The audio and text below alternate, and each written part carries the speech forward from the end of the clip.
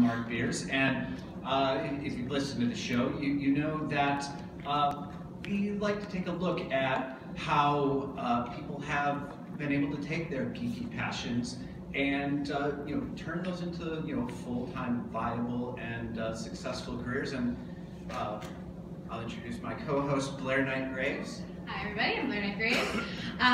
Here at Professional Geek, we're really passionate about the transferable skills, as Mark was saying, and so we have a wonderful panel of professional geeks here to tell you about how they've got into their careers. Writer and designer for the game Octodad. We have, you guys are not in the order, I wrote this down. We have the publisher and co-creator of the Learned Fangirl blog, sound designer for Halo and Destiny games. Ooh, you are in order. The creator of the Sugar Gamers, and a composer for video games, advertisements, and film. My background is in video production and advertising, and Mark's background is in marketing and IT, correct? Yes, yeah. And theater. And theater.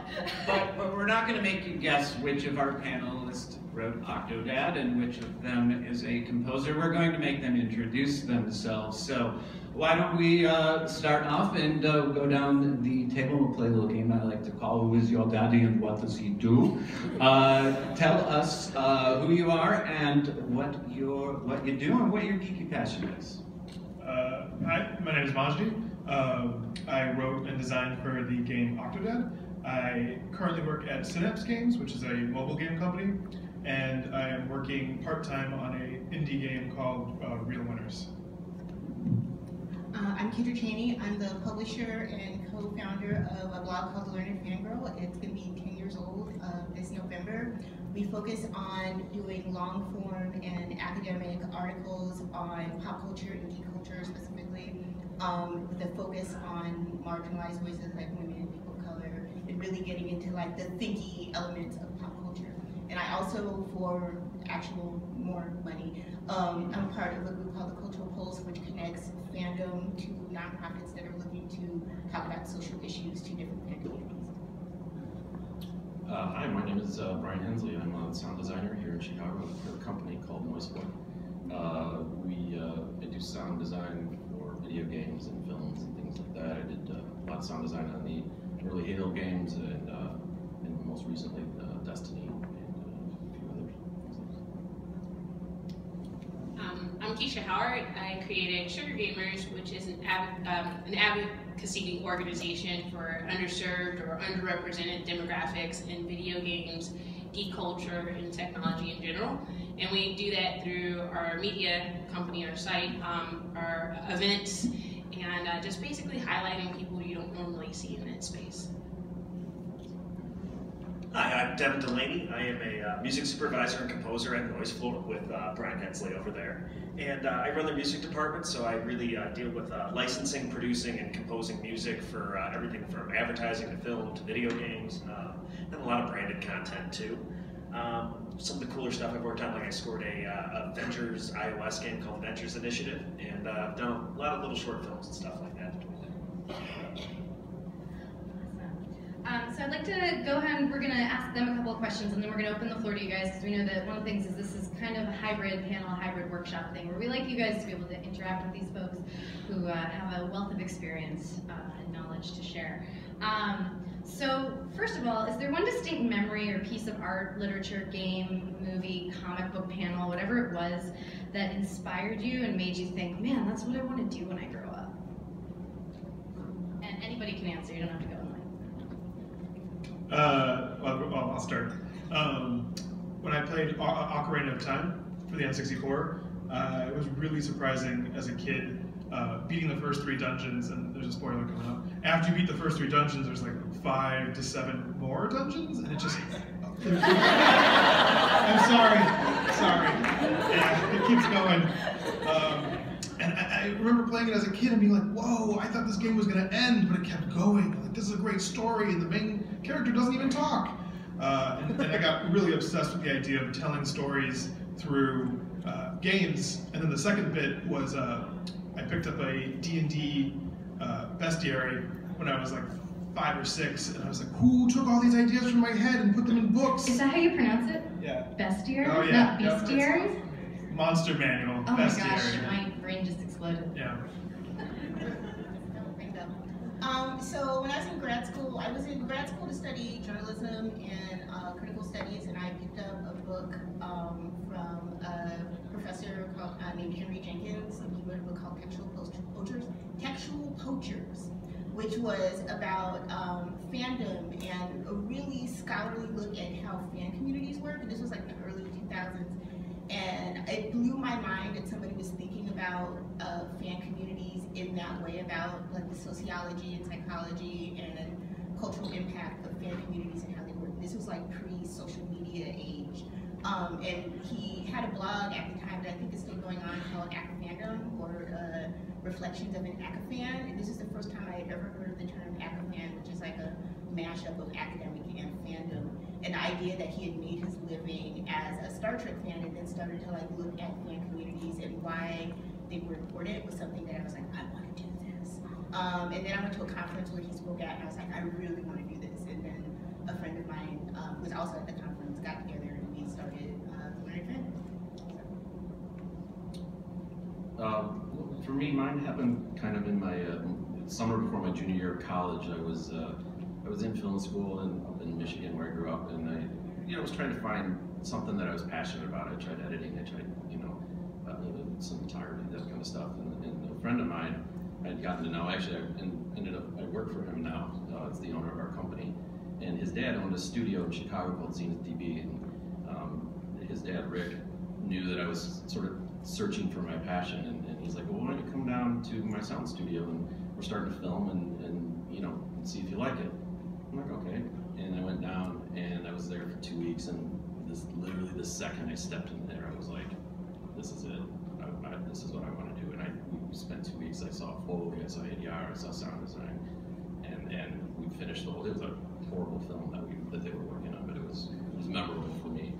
And I went back to college, and I did sound. That's all I did. I did sound as much sound as I could do. I got on short films. I got on any project that needed someone to do sound. I was on it. I remember my first class when I got back was a 16mm film class, and there was 12 of us, and the professor said, okay, we're making a film for this class, and there's no finals, there's no midterms, there's no quizzes, there's nothing, we're just making a film.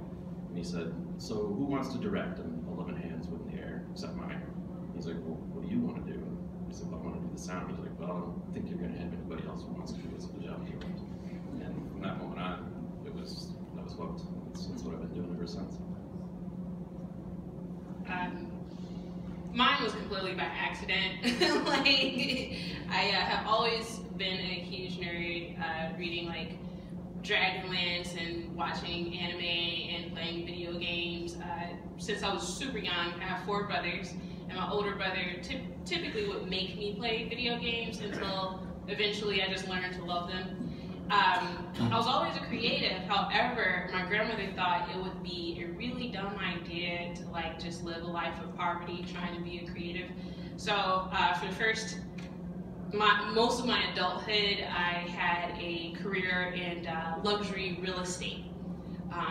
So I was actually working for Trump's competitor at one time here in Chicago. And when that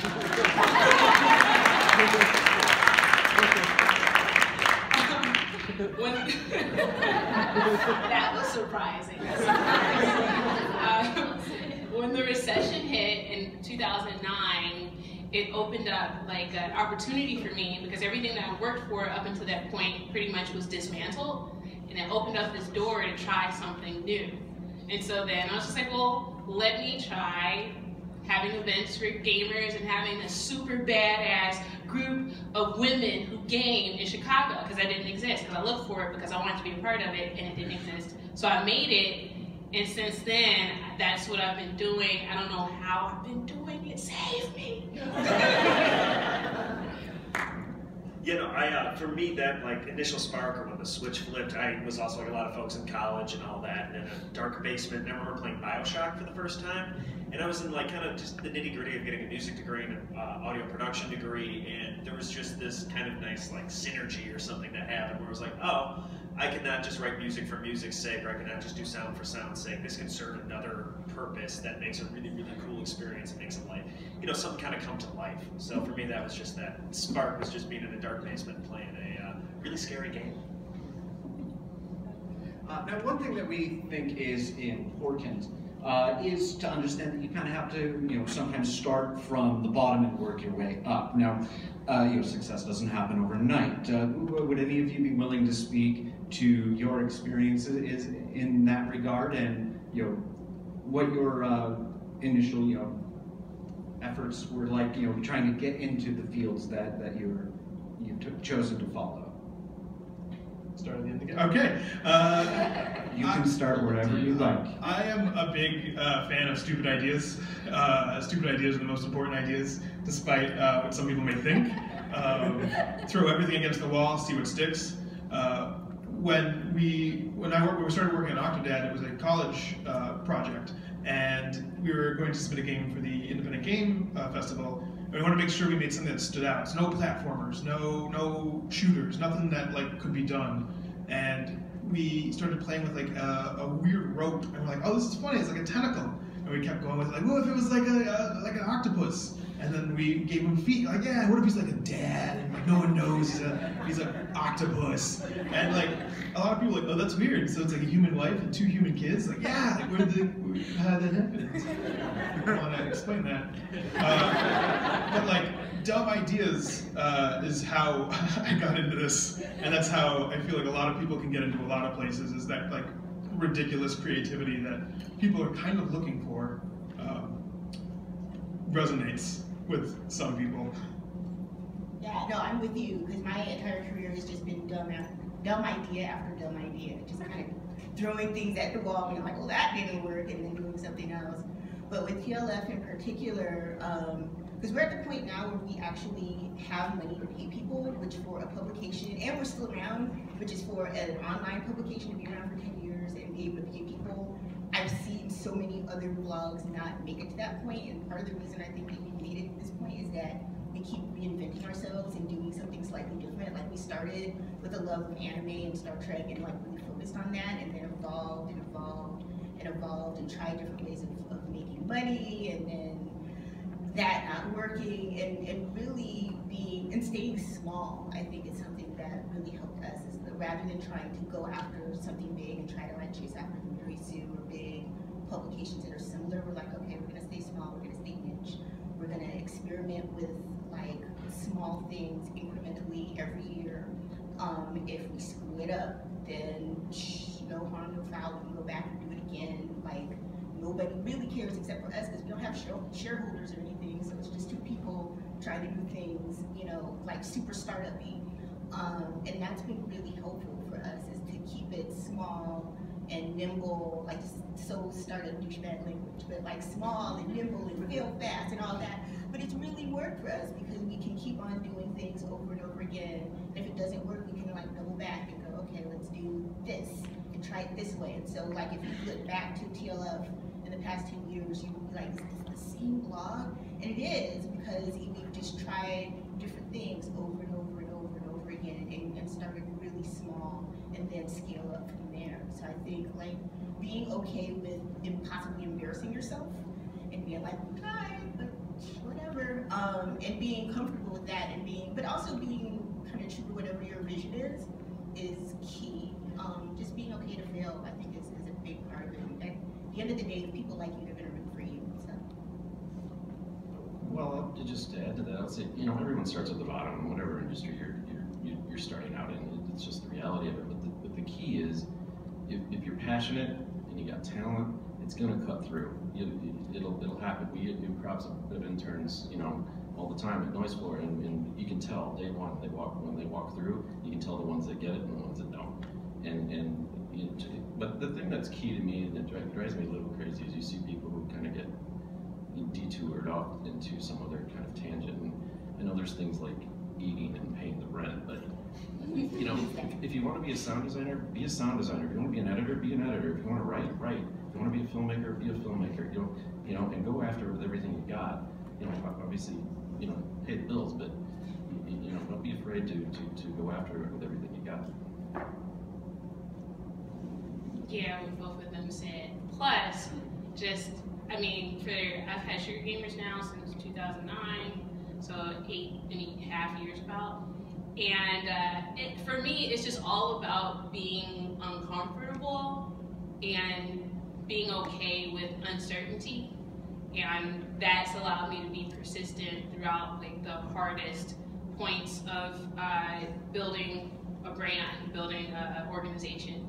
But definitely had to be humble. I've had many situations where I've had to humble myself, and there's been like, oh man, we're great, and then 3 months later, that could completely change. This landscape changes in geek culture and video games and tech. It changes so rapidly, and to be at the forefront of it all the time is incredibly difficult. But again, with tenacity and persistence and the willingness to possibly be uncomfortable at times, you get to where you're going. Yeah, no, just to keep kind of adding and snowballing to the general that thing. But no, I started out as a intern at actually a different audio house, and for me, it's like I just did my best to try to work harder than the next guy or next girl or next whoever, and that to me was such a big thing of I ended up spending like 2 years working for free, and but at the same time, those relationships that I formed in those years are ones that still serve me now, like 8-9 years later. That some of those core relationships are not my boss and stuff like that. So it's like it might have been for free at that point, but like I can't not put merit on those relationships and the time I spent that way. So one of the things I would like to also know how you guys feel about this is the idea of internships, because that came up a couple of times, or working for free, which we I think all have very different opinions on, and it can be a really difficult thing to do, especially as Brian was saying, you have to be able to feed yourself, but then you also have to be able to do the thing that you want and really hope to do.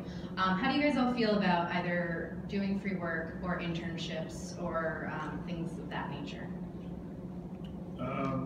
Well, for game development in Chicago, they do have pretty slim pickings for studios. There's not a lot as there would be in California, and so I remember being in school and trying to like seize whatever internship we could by the fingernails and hold on to it as tight as we could for as long as we could, and then try and get hired. Like the idea was like, oh, we'll get hired by NetherRealm and work on Mortal Kombat, or we'll work on World of Tanks.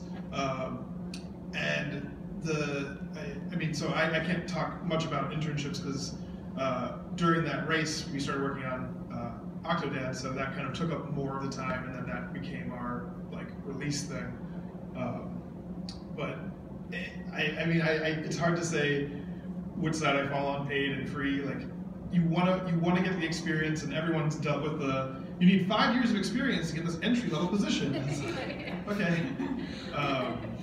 Yeah, so. I have a real complicated answer to this because I spent so many years as a budding writer working for free and writing for free, writing good stuff for free or for very little money. And one of the things I swore with TLF once we could make enough money is that we were going to pay people, well or semi-competitively. And that was probably the #1 goal that we had.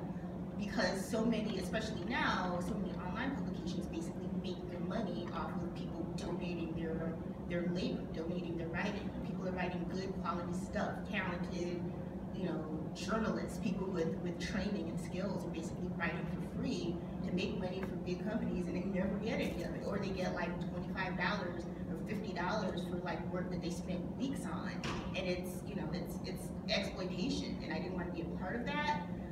But it's now at the point where it's become the standard for so many publications that you can't really avoid it.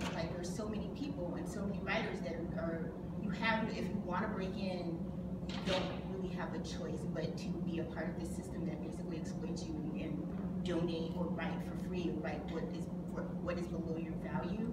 So while I can't tell people, if you just want to get your foot in the door and you want to do what you need to do, I am not going to fault any writer for writing for free or writing for less than what they're worth. But as a publisher, I'm not going to let that happen. So I feel like it's really personal, and I feel like for writing and publishing in particular, but also start your own blog, start a zine. You can do for a lot. You don't have to give your stuff away. If you're going to write for free, write for yourself for free, and find people who will gas you up and pump your stuff up. At this point, I just don't see why there are all these publications that are basically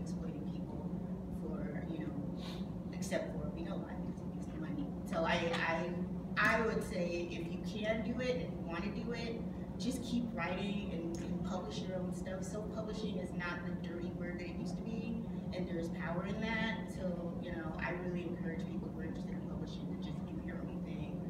You don't have to do internships at this point. They may help, and could easily just as well not help for publishing. So you could just be writing forever these days. So, you know, look into entrepreneurial ventures or self-publishing if you're interested in that. So, Kedra, I have a question. And since you said that, you know, a large part of a lot of websites' business model is sort of built around the fact that they get this free content, and with your site, you made the decision that you were going to pay, you know, to be competitive with what you were paying for your writing. So, how did you address that problem, which is, you know, getting content for free being such a large part of a standard business model? How are you doing things differently? Ooh, that's hard too, because we started paying 2 years ago. And that was when we really started actually. For a while we had a small group of people, mostly my friends, who wrote for free. And that hurt me. But when we became a nonprofit, found a fiscal agent, and I basically started applying for grants. Applying for grants and going to the people that I knew who were fans of TLF and basically begging them for money. And that's how we have the cushion that we have now to pay people. And so now we publish less. For a while we were trying to publish more, and we were like, okay, if we publish less but we pay people, I'd rather do that. And it's not a model, this is not a model that is competitive. It's not a model that will mean that you get to like compete with big publications. But for me, it's an ethical model. As a publisher, I feel like it's a model that I want to use. Is it replicable? Perhaps. But for me, it was more interesting. It was more important for me to be an ethical publisher and to write good stuff and to compensate people for their labor than it was to do a model that like scaled quickly and we made a bunch of money. So that's super personal on our end as publishers. Interesting, thank you. Anybody else have thoughts on internships or? Sure. Well, as the old person on the panel here, I think internships have changed dramatically since I was an intern. We didn't get paid when I was an intern, but you know, typically they do now. But to me, internships are critical, at least on the sound side of things, because a lot of students, they come out of college and they have the skills, they know Pro Tools, they know, you know, all the software and everything else, but you know, you put them in a room, you put them in a session with, you know, 2 or 3 clients, and it you know, it's like deer in the headlights. You know, they can't communicate, they can't talk, and so that's the education that they get from an internship. It's sitting in a room, it's watching me or Devin interact with their clients and talk creatively, and understand that it's a pretty fast-paced industry. You got to be able to be, you know, creative on demand. It's like, no, I don't like how that sounded. I want it to sound like this, and you got to be able to go, okay. And so, and again, it's a long time since I've been in school, but I don't know that they get that in school. It's how to interact with people, how to interact with clients, and how to be able to be creative on demand that we have to in our industry. Sorry, I just want to piggyback off of that. For anybody who is interested in a media job, having a video background and film background, media jobs have to pay now if you're an intern. It's illegal not to, so if that is a profession that you're seeking out and somebody is not offering to pay you, then they are treating you illegally. And I just like to put that out there for people. We'll take questions shortly. Yeah. Is that nationwide? Yeah, it's because of the movie Black Swan. That was made off of interns' backs. As far as I'm aware, I just graduated from Yeah. film school. If you can get an educational credit from it, and you can like prove that the company is helping you more than you are helping the company, Right. then you do not have to. That's true, but that's for current students, not for graduates. So it has to be something that you can get credit for. So if you are graduated, then they have to pay. So anyway, continue down the line. I started Sugar Gamers. Again, my career started in corporate America with real estate. So I completely changed my career. I did not go to college for any of this. And so, like, when I woke up one day and realized that this was what I was going to do, I had to get another education, but I wasn't going to go back to school, and it meant that I did a lot of free work to learn exactly where I was going to take this. So for me, doing the free work definitely helped me to get to where I am. I have forged amazing relationships by, you know, having a collaborative, by having collaborative efforts instead of just going into a place and being like, I used to work in corporate America, I know this stuff. Just like, you know, again, being humble and allowing somebody who's been in the space to teach me and give me this information that they may have spent years to acquire. So for me, it's different. Like, of course, I'm going to go into a room and demand, you know, my value, but at the same time, I also have to understand, like, if I don't know certain things and I'm not educated, I didn't go to school, I didn't pay for that education, you know, I have to, you know, get it some sort of way, and if people are willing to teach me or share with me or collaborate with me, then that has taken me very, very far. That's absolutely fantastic. No, I guess to me, like, when it comes to internships, like, you know, obviously it's one of those you're going to get out from that internship what you put in. So for us, it's like when kids are the ones that want to, like, jump in and sit on sessions and ask us questions and engage us, like, they're going to get a lot more out of that internship than someone who just sits on their laptop in the corner and doesn't engage. But at the same time, like, if someone's putting in all that effort and not getting something out of it, that's, you know, what kind of crosses that line to more exploitative. Like, you know, the interns for us are not just gophers. They're not there to, like, pick up client lunches and do that. They're there to learn. But at the same time, like, I still work for free all the time. Like, passion projects to me matter, but I've been able to kind of draw a line of when I'm working for free, I gotta get something else out of it. Like, it's either like creative satisfaction, like cool exposure and all that type of stuff. So it's like I work as an audio producer on Professional Geek, and it's like, you know, it's not like we're raining in the bucks doing that, but it's, you know, I get a lot out of it from. Wait, you didn't get your check? We have a payroll now, like benefits and all that. No, so to me, it's like as long as you're getting something else out of it and you're becoming a better creative and you're making relationships and you're doing all that, it's totally worth working for free and doing all that, you know, kind of pain in the butt stuff. But you gotta get something out of it. Yeah, I just think that value isn't always determined by money.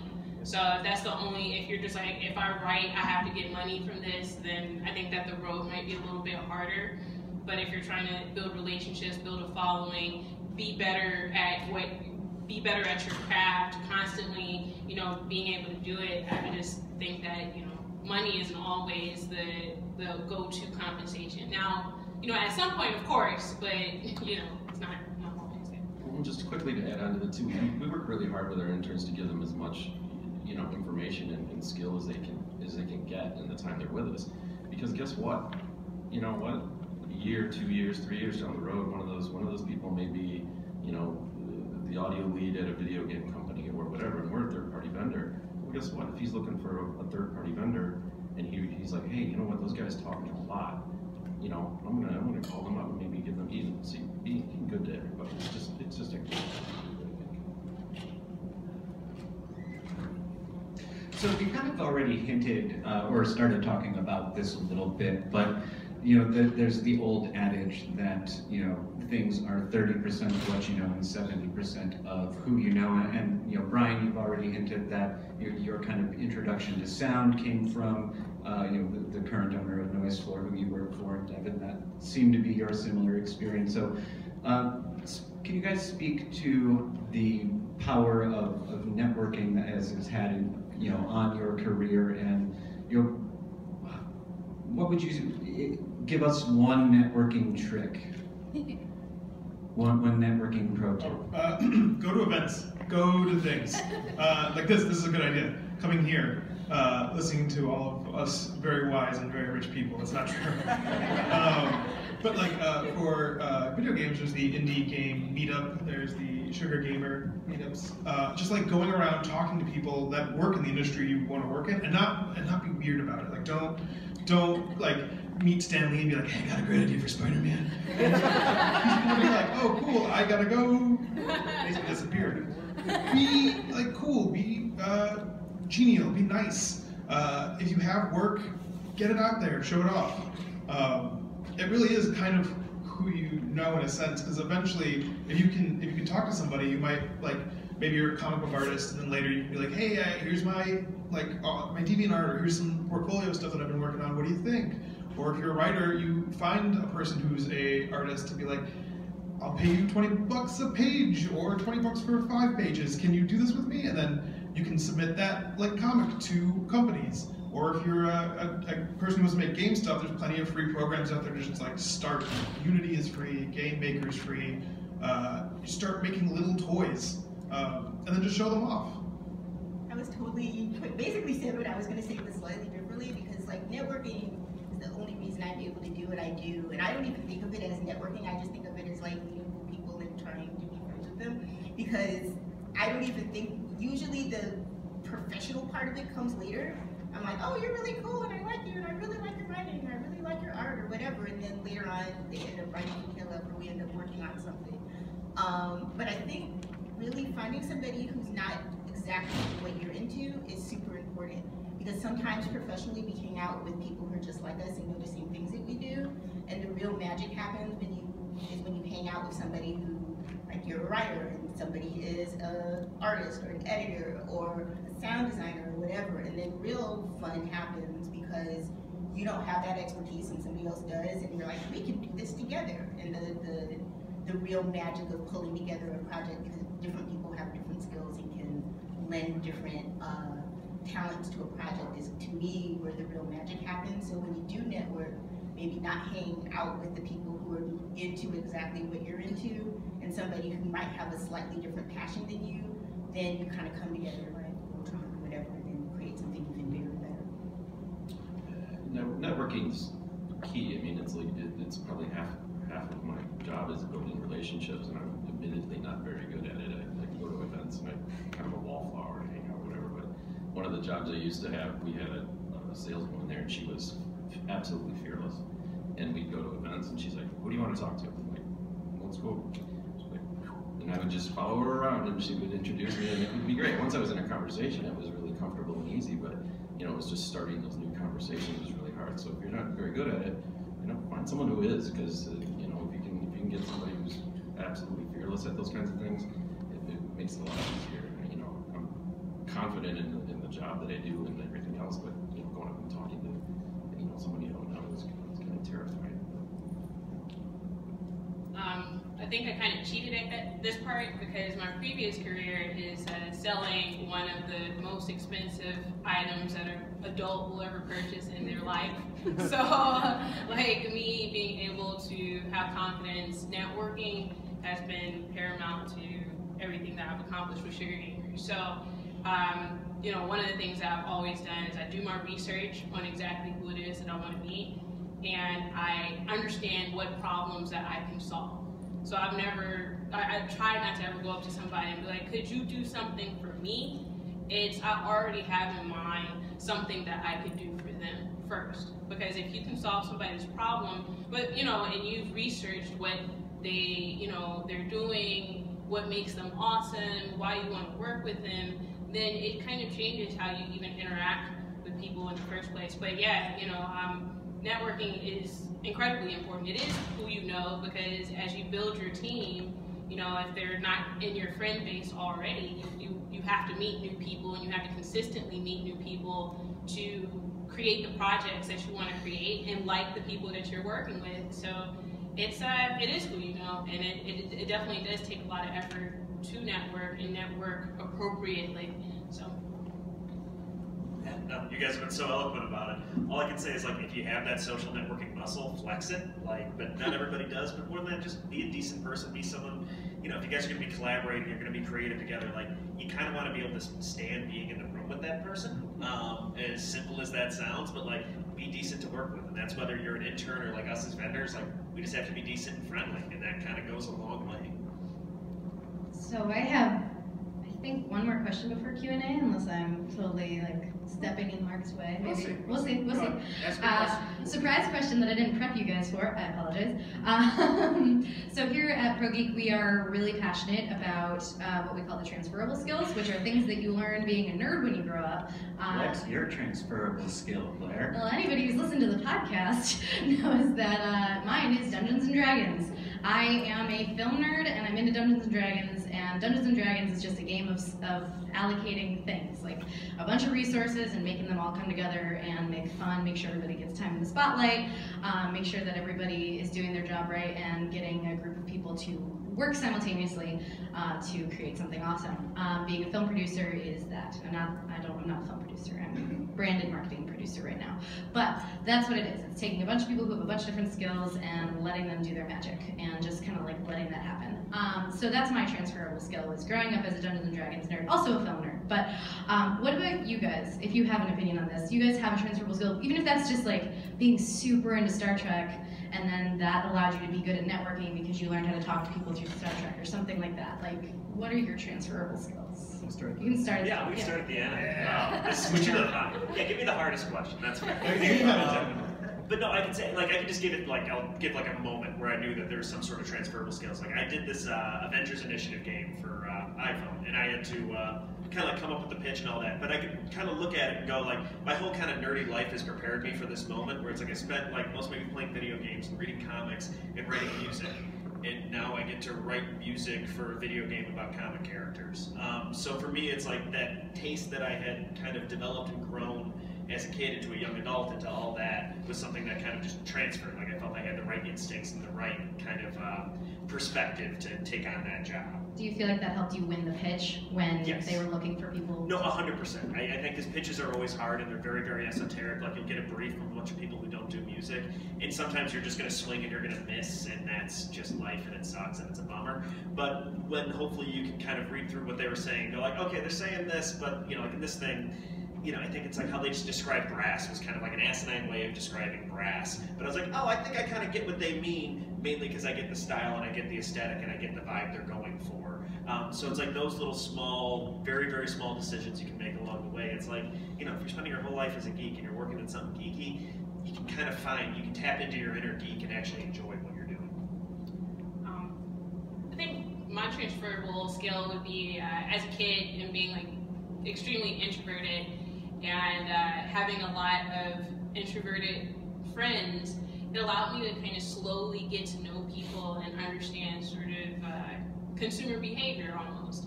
So like as I got older, knowing how to not take things personally, because trying to get into a super competitive space is really stressful. And when you're putting your creations out there, your writing, your, you know, whatever it is that you're creating out there and you get rejected, it's really hard not to take it personally. And I think that like just growing up a geek sort of allowed me to know people and know them well enough to know like, all right, this is their quirk and this is my quirk, and it's not personal to me. Just because I might get rejected or I might not get the reaction that I want doesn't mean that I'm failing.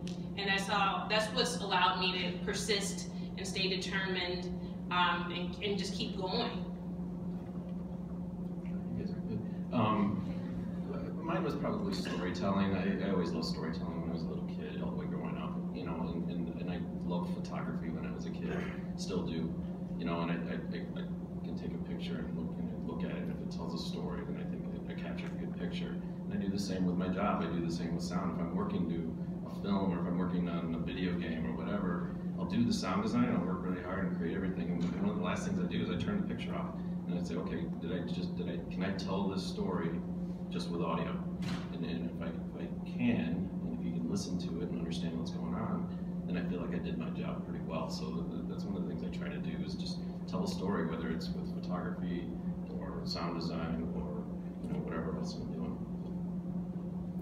So, I don't know if this counts or not, because this is more like a life skill, but growing up I was a huge German Holograms fan. And Jerica, her ability, because I'm an introvert, and she was kind of an introvert, a wallflower, and not really comfortable with her own talents, and so she used Jem as her game face to transform herself into something bigger and better with a lot of makeup and gray hair or whatever, to go out there and kill it.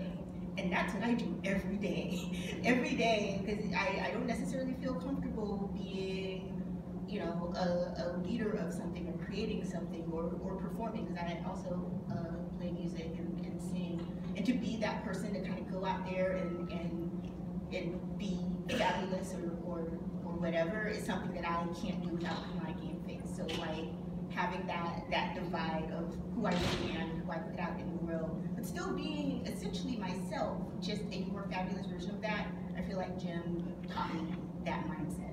Yeah, having a Sailor Moon transformation is Yeah, really important. same thing. Like, you gotta spin and sparkle and you got it. Yeah. Like, seriously. Mine would be having to learn to cope with failure in such a way that it's not the end of the world. So when you make things, especially when those things are supposed to work, a lot of the times you find they don't, or they break, or they're broken in a way you didn't know because you're testing it wrong. People are very good at, like, have you ever, sometimes you might write a paragraph or you might write a story, and you read it and you're like, yeah, this is good, and then you read it like a day later and you're missing like words because you were filling them in your head. It's really important to get people to see your stuff and to tell you, like, this isn't good, or this part is good, this part isn't good. And when somebody tells you that, to be able to be like, okay, I can keep going, versus like, okay, that's it, I'm done, I'm never gonna make anything ever again, this was terrible. Learning to like fail, or like the corporate term is really great, failure is deferred success. Like, oh yeah, it was a success, but it's just not there yet. Even though we're throwing it away, it's still a success. And rolling with it and keep going, making things. I just want to add on to this, because you both have said it, and I think it's an extremely important point. Don't be afraid to fail.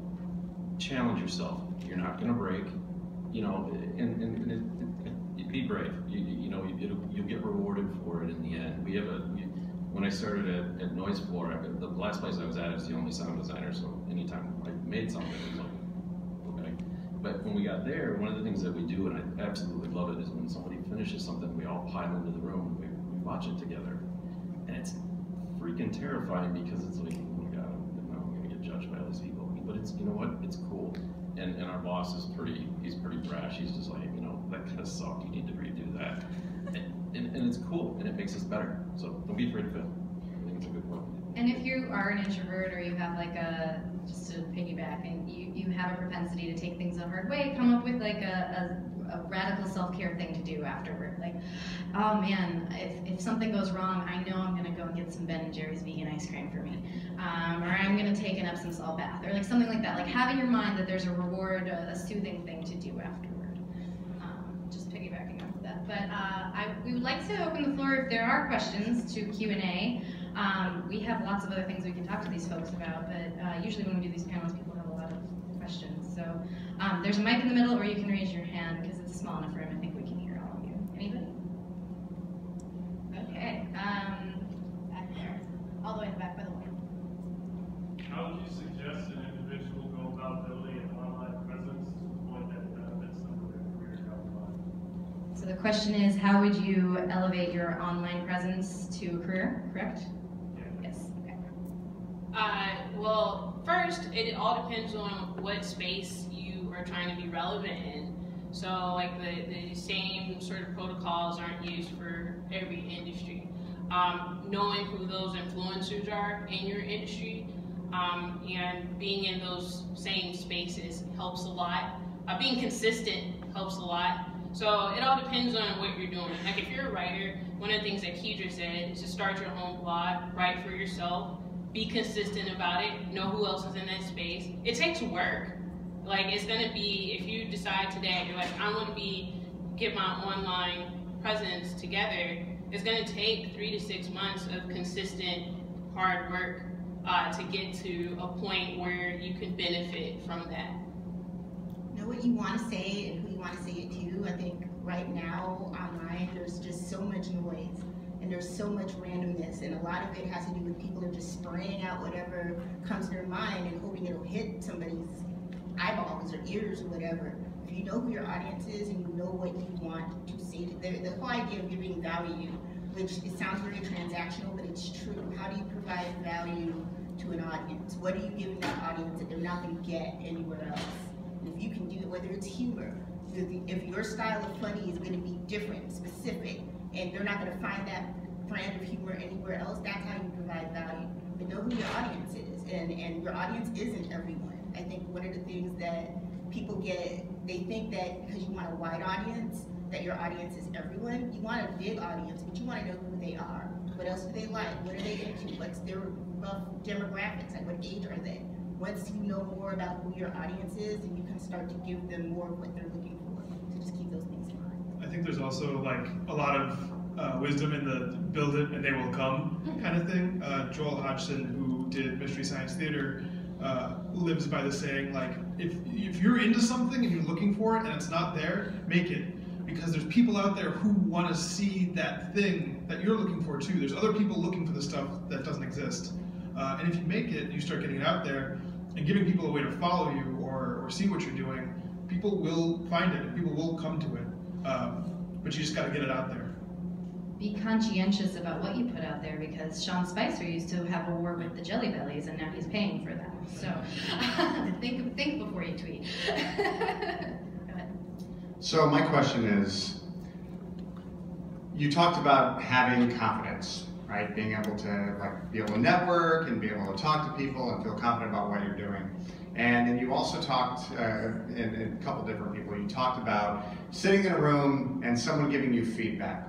So what if you're in a situation where you know the feedback that you're getting is wrong? Like, you know what I mean? Like, you know it's good. Like, you worked hard, you've spent time, and I'm not trying to be ego or a douchebag about this, but you know, as a creative person, sometimes people tell me something's not good when I really feel like it's good. How do you handle that? That is, I feel like, a really, really difficult thing to kind of like traverse, and you know, as a professional. So, well, but for me, you know, when I'm sitting in a room and I've sound designed something and I play it for the clients or whatever, and you know, you get that feedback and you're like, and I know what I did was correct, and they're like, no. The beauty of what I do is that you can try different things. You can build it, you know, it's like, okay, well, let's try it, and you start building it. And what I try to do gently is sort of lead them back around. It's like, okay, well, we'll try what you're talking about, and we'll do it, and whatever. And not all the time, but a lot of the time they'll sort of be like, yeah, you know, I think you were right. We should. And then, you know, and that's the beauty of workstations and everything else. You can save all of that stuff, and you can just kind of bounce back a few versions and get back to. So I kind of try to lead them to where I want them to be. You know, sometimes it just doesn't work. Sometimes they just like, nope, I want it this way, and you're like, okay, then you know, it's your dime, and we'll do it the way you want to. But a lot of the time we can meet in the middle. You know, it's about compromise, and just, you know, if you have good relationships with your clients, you can generally get to a place that kind of works for everybody. Yeah, I think you'll waste a lot less time showing them how wrong their idea is than necessarily, like, because I mean, we have like a lot of our designers and all that very different styles, and certain people will gladly sit there and argue for 20 minutes of why this one thing makes a golf swing sound worse or better, when they probably just could have been like, yeah, no, this like clown hog doesn't look right or doesn't sound right, and that, you know, you can at least make that decision as a group. And certain times, as subjective as it is, sometimes it feels like people are just objectively wrong, and it's frustrating, but handling that with grace, then also respecting, like, if they're paying the bill and it's their time and it's their creative thing and it's their baby, you kind of got to respect their opinion, and it sucks. There's no other way to put it, especially when they're wrong and they're messing with your art. But at the same time, that's collaboration. You have to have some concessions. There's a queasiness that comes when you put something in front of somebody, because that person could blow it up and say it's terrible. One of the things that we had to learn to do when we were making games, and I still do today, even though it drives me up a wall, is just be completely silent while somebody reviews something I'm looking at or working on. If I make a game and I put it in front of somebody, I'm not going to tell you how to play it. I'm just going to sit there and scream internally while you make it break. Because I totally missed that you could go through the wall there. And the same thing goes to writing or drawing. Like, don't hand somebody something and be like, okay, so the backstory is, like, no, don't tell them the backstory. Let them review it. And if there's something that's not coming across that you want to come across, listen to that. But don't open up with, this is what I want to have happen, and this is what's going on, and this is what you're getting, and this is what you should be feeling. Wait till they look at it and review it and tell you what they think, and then, you know, process it. They could be wrong. They could be totally wrong. Or you're presenting it in the wrong fashion. Well, yeah, I'd say like that is so right, because I think you almost break the feedback process That way, it's like coming from a songwriting background, the amount of times like we had to learn to be like, okay, yeah, no, don't tell everybody about like this terrible thing you're going through, or it's about your cat or about your dog or whatever, because that's going to inform their decision. And like if you're making art for the masses, like the masses don't get your, you know, VH1 storyteller's background with that piece of music or that art, or they're not going to read the prologue before or whatever. So being able to have somebody look at it fresh and clean, not knowing all the blood, sweat, and tears that went into it beforehand, it's really helpful because they're just going to come in as a blank slate.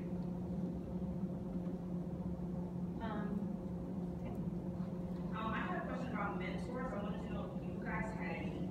How helpful they were in like changing your career today, and maybe tips on being mentors.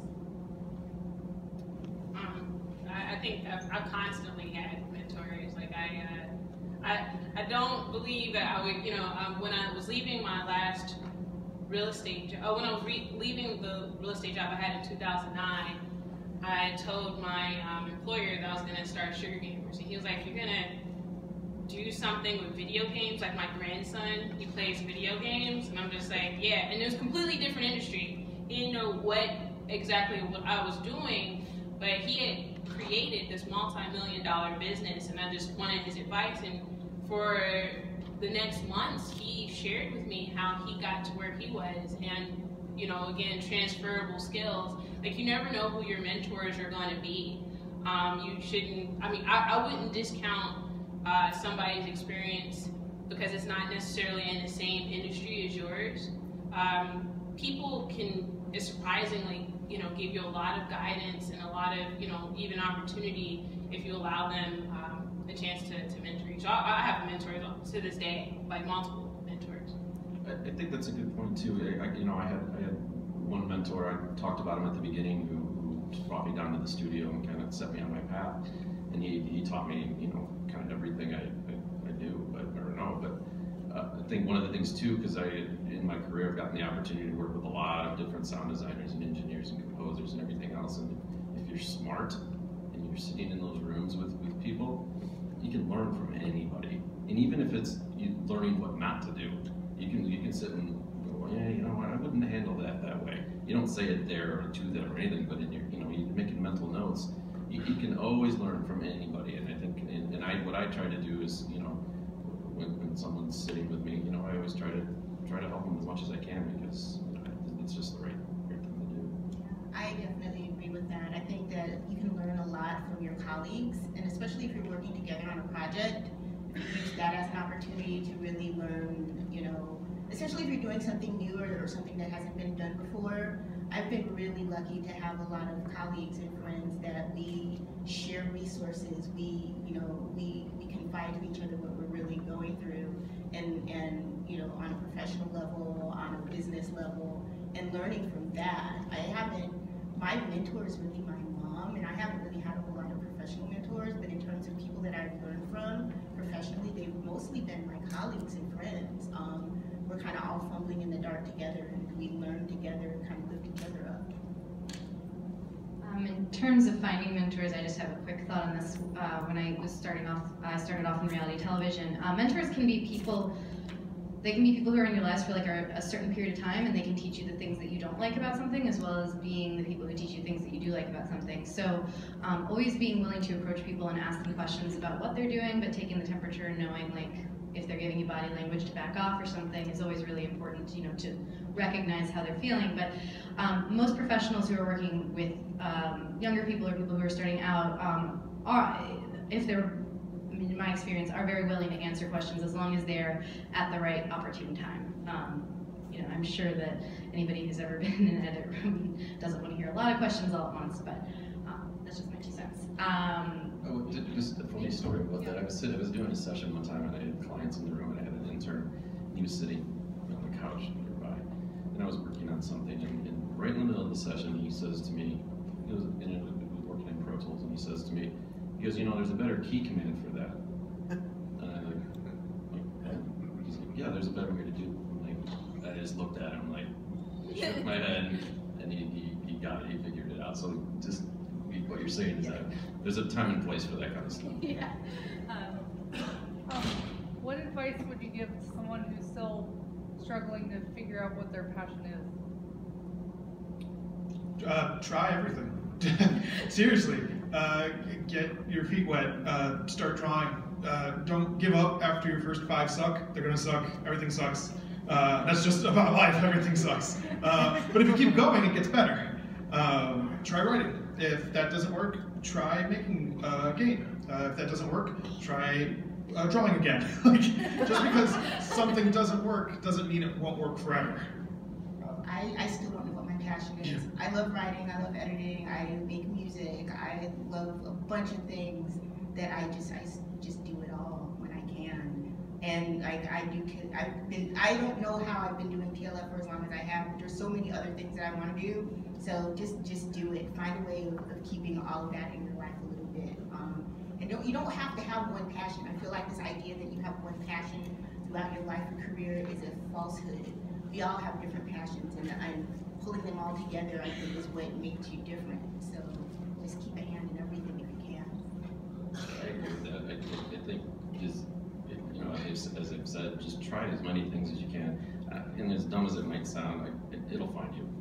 I think it will. Yeah, I was gonna say that path is normally not linear. Like, I can even go from, like, I knew I wanted to do music, and I went to a big fancy music school, did that whole thing. I was like, I'm gonna produce artists and do that. I never in a million years would have thought that. I'd be like, yeah, no, I want to write commercial music and do that whole thing and write for multimedia. But it kind of found me in just the same way. I know a lot of people who've got become producers and stuff like that. Like, they didn't like wake up as like a 7 or 8 year old, like see Star Wars, and they're like, I want to be the person who, you know, handles all this like logistical stuff about this. But they may find that they have this great skill set, and they have this, and they're passionate about it. And like directing and cinematography might not be their thing, or like animating might not be their thing, but like you may be amazing at like the social networking aspect of that. Like, there's all these different things. So if you kind of like find a general field that you dig, you might be able to find a role within that field, and just appreciating the fact that it's like, it's not a straight, like, you know, it's not like an RPG where like you just level up thing after thing.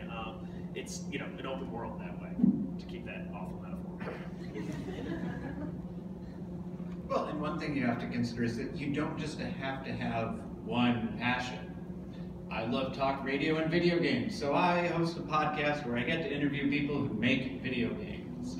You know, there's a lot of ways that you can, you know, think about how you can, you know, take these different passions and combine them together to, you know, sort of move you along towards a greater goal.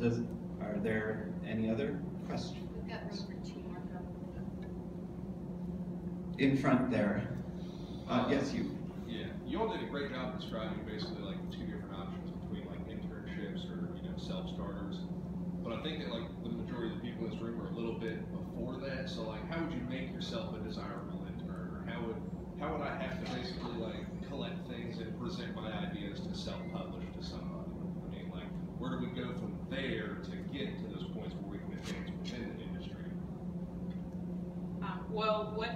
I think that it is very contingent on what it is that you're doing first and foremost. So if it's writing, then again, like Keisha said, you know, make sure you have your own blog, make sure you put time into your own passion. Like, if you haven't written anything just for yourself, and then you expect to, you know, just go out into the world with 1 or 2 things, then yeah, no, that's not gonna really work that well. You gotta put time, effort, and work into your own passion so other people can see that you're passionate and hardworking.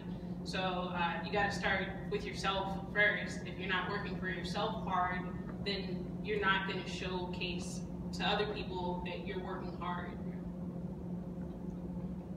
Yeah, there's an artist on the floor in the convention. He does those like black pictures where he like scrapes it away, and it's really cool. And you get to watch him do it, and it's like, oh, this is so cool. I want to buy one. Look at how much work he's putting into it. Like, watching the guy perform and create the art is really exciting.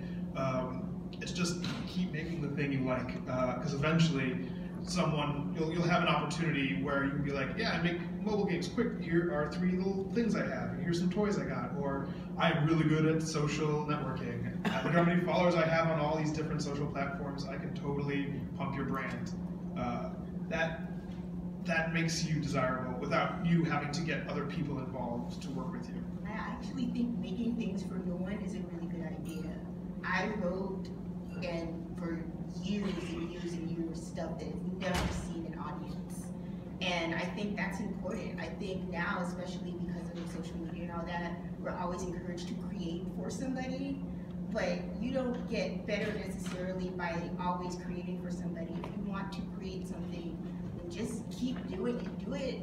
That whole like dance like nobody's watching, that goes for, you know, a field too. If you are doing creative fields, create something without the intent of people ever looking at it. It could turn into something later, but that's how you get better. Like, practice makes perfect, and if you have a craft in a field, you know, creating without the intent of an audience looking at something means that you might have something that years later might be the brilliance that, you know, they were looking for, but you needed time to get there. So, yeah, I have a weird thought to add to that. Is like, YouTube is like a cool resource now. You can learn how to do anything on YouTube, but before that was like, so like if you're like, I want to learn how to draw something, or I want to learn about syntax, or I want to learn about something, there's going to be a video up there. So if you're feeling like you need to learn about something before you put it out there, that's a place to go. But also, I used to make fan videos. Like I made a Buffy video to a Spice Girls song. Like that's how I learned how to edit. Like that was my first thing. So like making things that you're never going to show anybody, like everybody's saying, is really, really important. And trying it, just trying to see what works. Because not everything works, and sometimes not everything works for you, but we'll eventually figure it out. And a lot of people, like, almost, I think a lot of creative fields, we all deal with like portfolios. Like in the composition world, we have a reel. And I can say, like, when I was starting out, like, I had to sit there and like pick out different pieces and create all stuff to have a nice diverse reel. And I can honestly say, I don't think I ever got any work from that actual reel. But the practice of going through that and being able to challenge myself, like, okay, I'm gonna figure out how to write a 30-second spot, or like a dramatic fight scene, or this or that. It's kind of a good thing, and that ended up helping kind of open the doors and open relationships, because when I wasn't turning somewhere, I'd be like, hey, sit down and watch this with me, and, you know, I get critique from them, they'd see how I take feedback. So it's kind of like a very weird, I don't know, other way. There's like kind of a non-linear approach to it, for lack of a better term. All right, very cool, very cool. Well, everybody, thank you so much for coming to our panel today. I do want to thank our guests once again, Najee Godfrey, Cheever Kinney, Brian Hensley, Keisha Howard, and Devin Delaney. Thank you guys for joining us today, and enjoy the rest of the conference. And you can find us on our website,